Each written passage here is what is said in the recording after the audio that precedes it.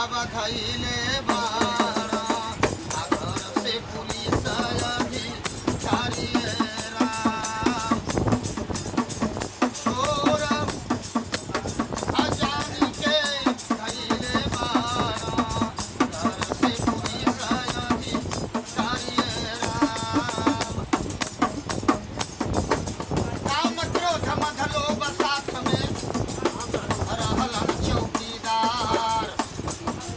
आबाह पकड़ के क्या बनलन सदगुरु की दया रहे धन्यवाद सदा सदा के लिए परम पिता का आशीर्वाद हमारे ऊपर की सद्भावना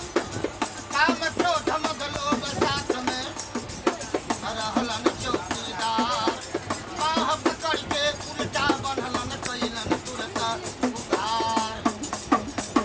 केसिया पकड़ के खींचत चलल आरे डाली दिहल जलवा के दुआरिये राम हे चोर जानी के धैले बाड़ा घर से पुलिस अधिकारी राम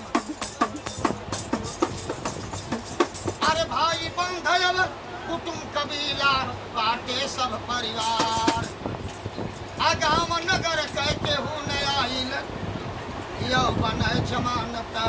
अदार भाई बंधव कुटुंब कबीला बाटे सब परिवार